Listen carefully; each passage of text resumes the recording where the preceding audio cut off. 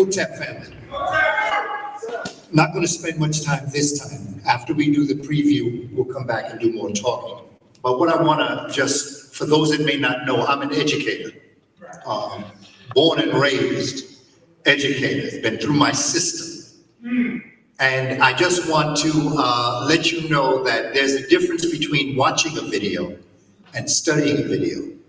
There's a difference between reading a book and studying a book. The way it's presented in and of itself is presented in a different way. And so before we view this part of the DVD, Hidden Colors, what I'm going to ask you to do is, as you are observing it, I want you to begin to think of words that jump out at you as you're observing this.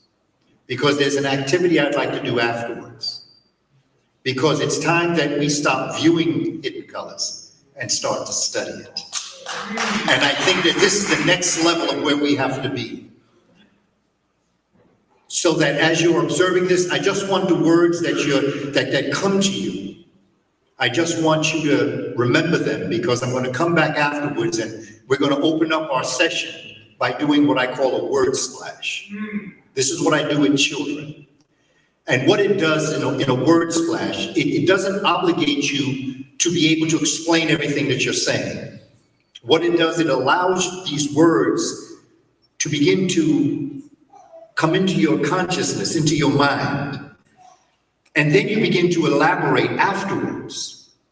But in the beginning, particularly with our children, everything comes at them visually. Everything comes to them through their motor skills. So that as you're viewing what you're going to view, I want you to be thinking of words, and afterwards we're going to come back. Then we're going to get into our presentation, because we are hurting as a people. We as men are hurting, and it's important. If I had my way, what we would do is all the brothers, no sisters allowed in the room. Because brothers, we have to have one big cry.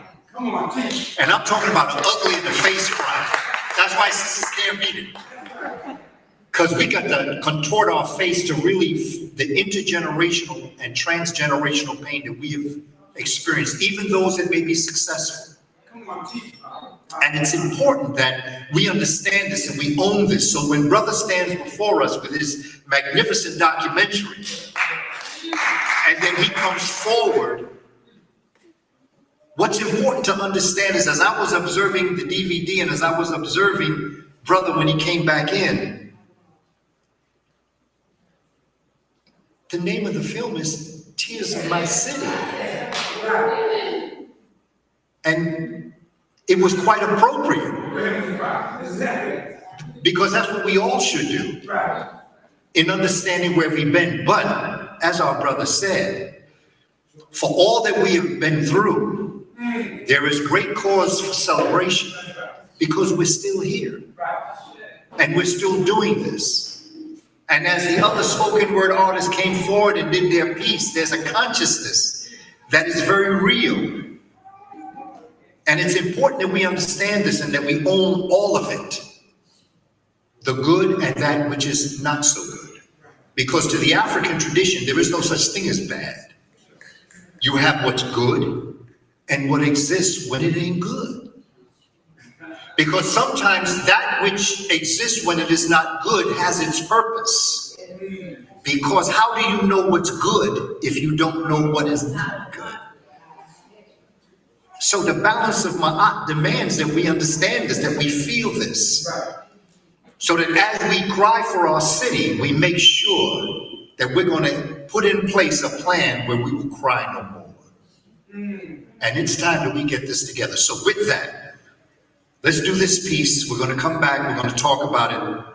And family, we're going to celebrate the fact that we could be here to do this. Hotep. What has happened is psychological. And it's very important that we understand information and how information gets transmitted. And our ancestors were geniuses, absolute geniuses. But they should have been, because they were around for millions of years to know how to do it. You see, we're living in a civilization right now where the people who are in charge, as you said about junior and senior, during libation that we are experiencing, it's like the patients have taken over the insane asylum. Look, don't believe a word I say, just look at what you see happening in the world that we're living in today. I mean, things have gotten so bad, even the earth is vibrating on this. And it's right about ready to come up into the United States as we speak. People talk about, bless you, people talk about global warming. I don't believe that humans have made global warming, but I certainly do believe that there is a global warming. What we have done as human beings is we have polluted the air, the water, the earth. So we're going to suffer from that. But global warming and global cooling has been a cycle that has been on the planet since its inception, since the earth was separated from the sun. This is part of nature. In our brains, our brain cells, nerve cells, there is a relationship right now. What's going on in your mind is the messages that you're receiving from me are going from neuron to neuron, from nerve cell to nerve cell. It's like the game we used to play, post office. If I whispered something in sister's ear and it went around to everybody, and by the time it got to the end, it didn't sound like nothing I said. Or if it was accurately done, not only could it have been exactly what I said, but it could have been said in a way that was more impactful than when I said it to sister in the first place. That's what happens in the brain. Right now, you're receiving information. If you don't have a connection to it, it's going to be dislocated. You're not going to get it because there's nothing that's going to transmit it from neuron to neuron, from nerve cell to nerve cell. Your nerve cell is made up basically of three basic parts: dendrite, axon, okay? Axon, dendrite, and the soma, which is the nerve body itself, where the nucleus of your nerve cell is. There are three different ways, and probably more than that, ways that messages are sent. It could be sent from the dendrite to the dendrite, or it could be sent from the dendrite to the axon, or it could be sent from the axon to the axon. This is not important for us to understand. I just want you to understand that there are ways that we are receiving information.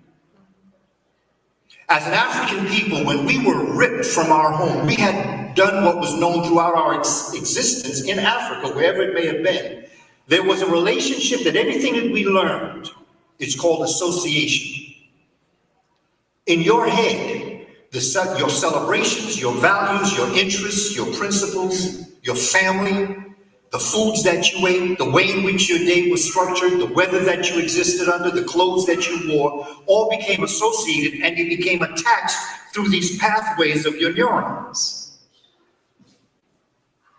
And it got to a point where you raised it to levels, higher levels and higher levels, and pretty soon you were raising the pyramids, building temples, finding the God within you, creating the laws that you would live by. But then all of a sudden, someone that you didn't know came along and snatched you from that existence. They literally took those neurons that had been associated and they disassociated them. And then the life that they made you live was called reassociation.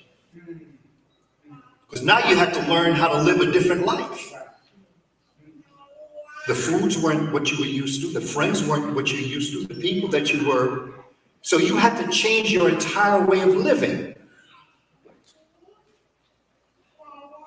They talk about crabs in a basket, how we act. But you know, if you took those crabs that you put in the basket and you returned them back to their water, you know, crabs help each other in the water. In fact, the bottom crab is the one that lifts the group up so that the crab on the top can eat. When the crab on the top is eaten, diet sufficient, it goes down, gets to the bottom and lifts the group up so the next one will eat. When that one eats, it goes down, okay? So what am I saying? What I'm saying is that considering the disassociation that we've been through, and the fact that they have taken us out of our natural environment and put us in a basket, It is only natural to act unnatural when a natural entity is taken out of its natural environment. No excuses. I'm just giving reasons. Reasons, not excuses. But what I am saying is that it is natural for our brother to develop a documentary that basically talks about the tears of his city. What we're doing, considering what we've been through, is natural. That's sad, but it's the truth. What we've been through as a people, think about what they did to us. And think about what we handed down from generation to generation, child to child. So what do we have to do? We have to now disassociate what they reassociated to associate back to who we were before we were so rudely interrupted by them. And to do that, this activity is meant to create words in order for us to be able to return back to a way of looking at what we're looking at from a perspective that is in our best interest. Dr. Sheikh Anta Diop says that when someone wants to oppress you, there are three things that they will take from you. They will take your history, your language, and your psychological factor. Your psychological factor, as Dr. Leonard Jeffries tells us, are your values, your interests, and your principles. And then what they will do is they will superimpose and impose upon you their history, their language, and their psychological factor. So, whatever decision you come to in your life will never be in your best interest because you're looking at the world through the eyes of those who oppressed you. No excuses, just reasons for us to understand why we're going through this, why we're doing this to each other. And so, brother, what you're doing is exactly what you do. You don't head out of town, you get stronger in town. We're all trying to escape. We want to get out of the ghetto. But you don't know, the way the world look at you, wherever you go, you are a walking ghetto. Once they see you, you ghetto. And they're going to treat you like ghetto, even if you're living in 90210. Because I work with students who are the children of some of the actors in Hollywood. They asked me to develop curriculum. And one of their major problems is that they are suffering from the same problems that the children from Mount Vernon and South Central Bronx are experiencing. A sense of inferiority and insecurity. No matter how much money mommy and daddy has, you still are being treated the same way. Though everywhere you go, you're visual. But what you don't understand is they don't hate what you look like. Dr. Francis Cress Welsing will tell you they fear you. Blackness absorbs and captures light and heat energy. When a brother or sister walk in a room of people who are not pigmented, all eyes are on you. Why? Because you are capturing light and heat energy in that room. That's why it gets so hot when we all together. But that's science. You know, we laugh, but that's science. Because we're like walking batteries, melanin batteries. But we have to understand this about ourselves. So when we think that they hate us, but they don't. Hate is the reaction to the deeper, which is a fear of you. Because they understand that you have been around for millions of years. And when all is said and done and the world goes back to black, see, they're talking about the browning of America. That's very true. But once you go brown, you're going to go back to black. The world will return back to the way it started. That's natural. That's science. And it's happening as we speak. But we have to free our African minds, as First World Alliance used to tell us. We got to free this mind of what we see, of this warfare that's coming at us. So,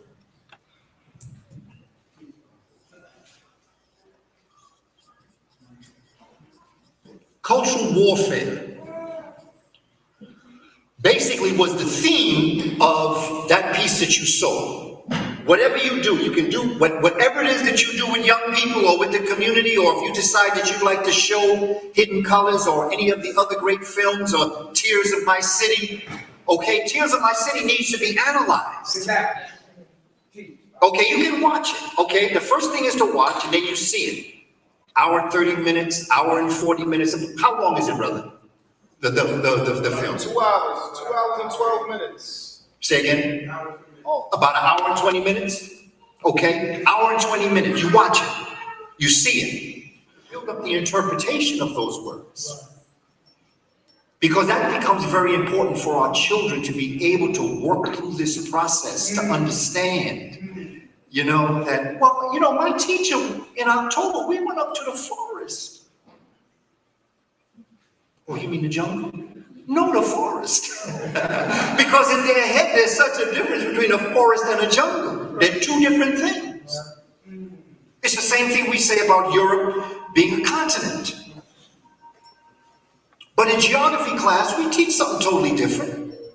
In geography class, we teach a continent is what?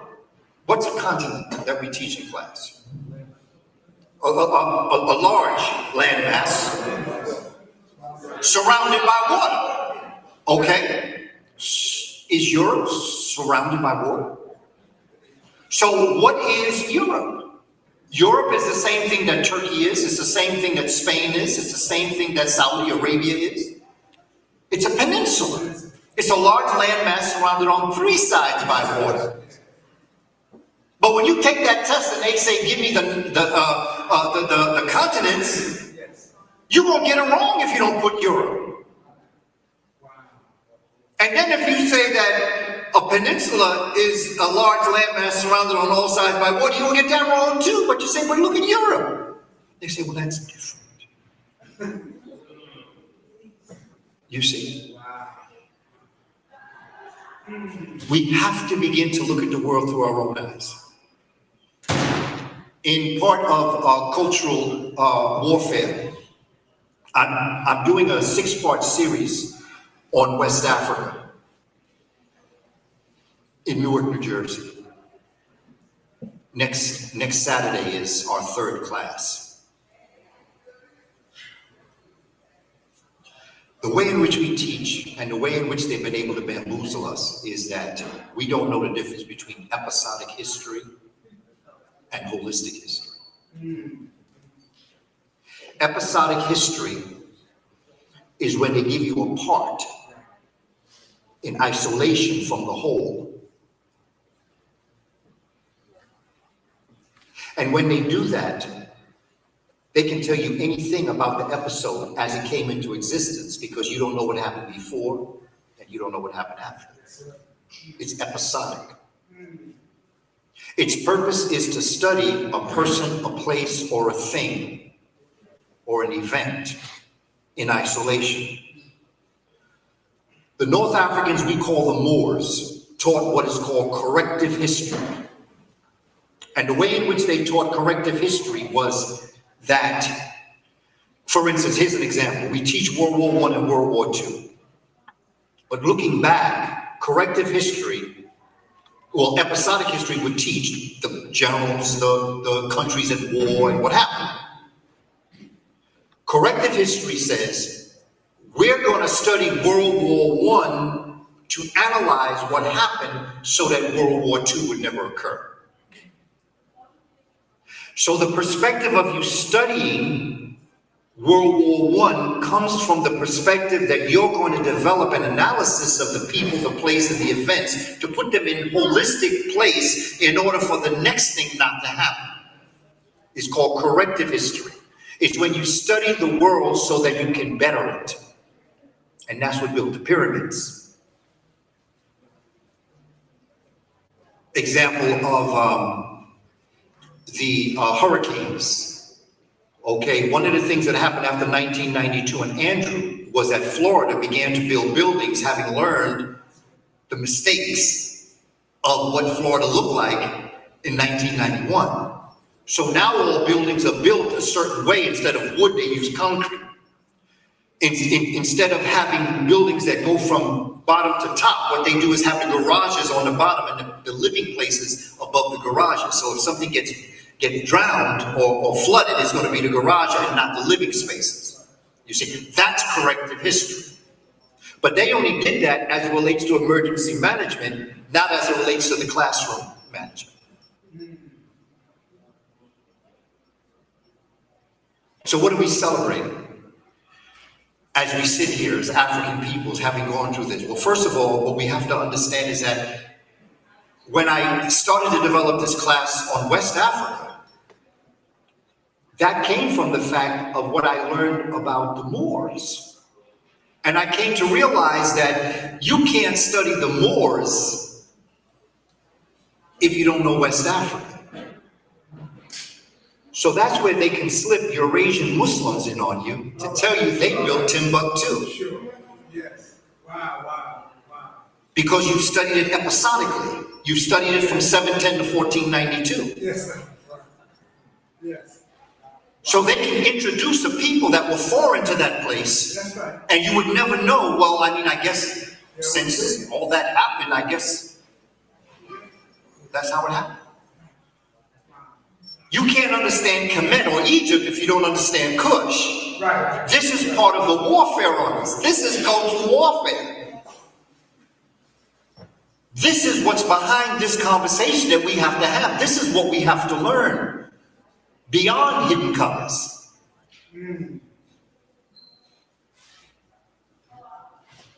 This right here where I'm standing, this is the old kingdom of Egypt. The old kingdom. Give or take about 28, you could go back to 3000. Let's not worry about dates. Let's say 3000 BCE, before the Christian era, this old kingdom existed. Now, according to a timeline, if I'm going to go over here, this is Kush. Before Egypt ever existed. This is Kush. Right? Now I'm going to go over here. This is August 9th, 2017. When we look at the old kingdom, we say that's old because that happened a long time ago. That's not the way we need to look at Egypt. We need to come over here to Kush and say that's the old kingdom because that happened long after I was born. This person became mature or old here. The old kingdom is not old because it happened long ago. The old kingdom is old because it was built on the knowledge and wisdom of Kush. We're looking at it from a Eurasian perspective, as opposed to an African perspective, because they call it the 25th dynasty. But it's not the 25th dynasty of Egypt. It's the 6th Napatan dynasty of Kush that took over Egypt, but because we're looking at that dynasty from a Eurasian perspective, we're hooking it up with the Eurasian concept of what the 25th dynasty was. No, it wasn't. There were dynasties before in Napata that existed. Am I making sense? Because what I'm doing is I'm reassociating your neurons. I'm asking you to look at this differently. Sometimes it's not that easy. But you're not going to understand Kemet because when you look at Kemet from here, that's how they get aliens coming down to Earth to build the pyramids. They can slip all this craziness in because why? They've given you Egypt as an episode, as opposed to a holistic understanding of, if you look at the pyramids, you'll understand the pyramids were built because of what ancient Kushites were building here as it related to agriculture. They were called ring tumuli. Much respect to you. Yes. My brother, I'll look forward to the next time. Thanks for your contributions, brother. No doubt. This becomes important for us to begin to develop a new way of looking at things. You can't separate Cush from Kemet. Right. Cush and Kemet are the same thing, except at an advanced level. And of course, if I had time, I could show you Kustal, which shows you the actual information that shows you that before the first dynasty existed, there were at least 12 to 15 generations that existed in a place called Kustal, which is today Sudan, which brought forward the pharaonic system. Episodic history, corrective history. Two different things altogether. We have to approach that's why we have to teach ourselves. Yes. When I began to teach about the Moors, the warfare they have on us as it relates to the Moors is the fact that you can't understand 710, 1492. You can't understand how Africans went into Europe. This is how they can put Eurasians in there. Because the step before you're dealing with the Moors going in 710, first of all, you have a brother by the name of Baticus that's already in Spain 1200 BC. There were black folk long before 710 AD. You have an African Baticus, and there's evidence of him. But not just that. We talked about the 6th Napatan dynasty or the 25th dynasty. Taharqa was in Spain. There's evidence of it. Just read Golden Age of the Moor edited by Dr. Ivan Van Sertima. There's evidence of Taharqa. They mention Taharqa in the Bible. Tahirqa is his name there. But beyond that, you can even go back even a little bit further than that, because you have to understand the kingdoms of Carthage or Carthage and Numidia in Morocco. You have to understand that is where Hannibal Barca comes from Carthage, 200, 300 BCE. There are Africans in North Africa, long before Islam exists. Long before there was such a thing as a Muslim, there were Africans in North Africa. But to understand Numidia and Carthage, I then have to take, which was our first class, was to take you into the Mediterranean basin to show you where there were Africans in the Mediterranean basin. The Etruscans were black. And the Etruscans were the home civilization of what we today call Rome. This is science. This ain't personal. Think about what I'm saying to you, so that you can understand what we have to teach our babies and our children about their potential. 6 migrations of the pyramid builders are moving into West Africa. Ancient Ghana is going to be created approximately 300 BC. They're going to build and build and build, and pretty soon there's going to be a brother who, by the way, if he was in this world today, he'd be in special education. His name was Sundiata. And Sundiata was spared to show you the kindness of Sumunguru, who was the leader in Ghana, that said, look, the young man is physically challenged. We're not going to get him. We're going to get the others. We ain't got nothing to worry about him. But what they didn't know is that Sundiata would overcome his physical challenges and become quite athletic and quite intelligent. He's going to become the leader of the Malinki Empire, and he's going to overthrow Sumunguru. And that's the birth of the Malinki Empire. The Malinki Empire is going to grow, expand. It's then going to become the Songhai Empire. At the same time, in Nigeria, you have a Nok culture that is dated 1000 BC. But not just that.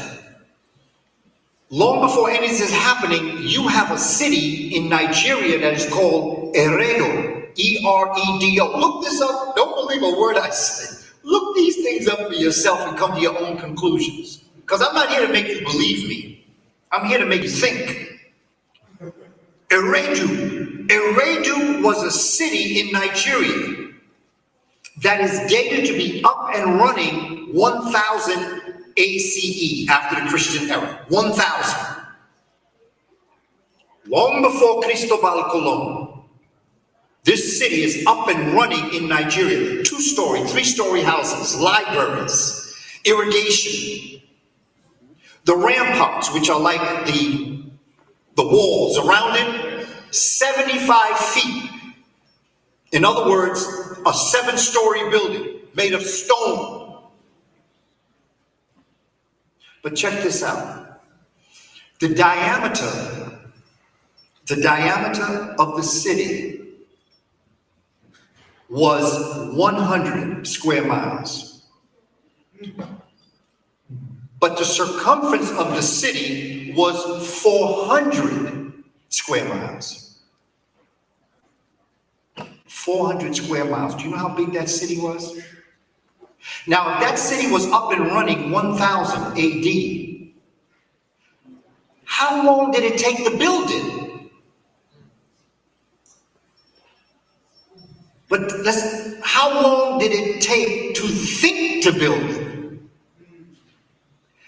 How long did it take to study how to build it? So it was up and running 1000 AD, but chances are that city was in effect when the pyramids were being built in Kamene, which takes us back to what Dr. Clark used to always say, don't get caught up in Egypt, it's exotic, but all of Africa is great. But who did they take Africans from? Where did they take Africans from? They took them from West Africa and Congo. So we are the descendants of the people they took from there. But if we're the descendants of who they took from there, then it also means that we must have the wherewithal to be able to reach back into our DNA, because remember, we never forgot what we associated in Africa. It's there. But when they did to us what they did to us, they put us in a state of shock, trauma, that we're still working out. Unfortunately, in some of the most inhumane ways. Each to each other. Yes. Yes. And brothers, the Pharaoh is not our word. We call the man that sat on the throne the Neset Biti. Neset Biti, the one who had the right to rule. But the sister that sat next to us, she was called the Hemet Neset Waret. Hemet Neset Waret, which means, well, think of it like this. Well, it means the one I go to when I am parched by the desert. Now, I don't know how many of us have been in deserts. But the one thing you know about a desert, when you parched, it's not like you're thirsty. Parched is not thirsty. Parched is when you talk dust be coming out your mouth. When your tongue gets all big. And when you feel like that, what's the only thing on your mind? Water. And that sister was your water. But she wasn't just your water. She was your well, which means she was a whole bunch of water. But not only was she a well, they even made it a point to let you know she was a deep well of water. So to my brothers, long before they became our bitches and our whores and all these names that we call them, they fixed what was wrong with us.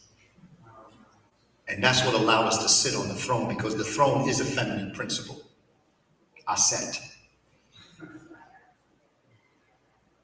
And while we had the right to rule, it was the sister that laid the hands on us that gave us the right to rule. And if you don't believe me, just look at the Baptist church. The minister may be preaching, but it's the sisters that run the church. And that's a reality. And as was said before, family. Brother was talking about family. We got to get our families in place. We have to understand that, like, I don't know what this society has created when they talk about marriage. I know they call it matrimony, so it must be a woman thing, because if it was a man thing, they call it patrimony. The fact they call it matrimony, it's a feminine thing.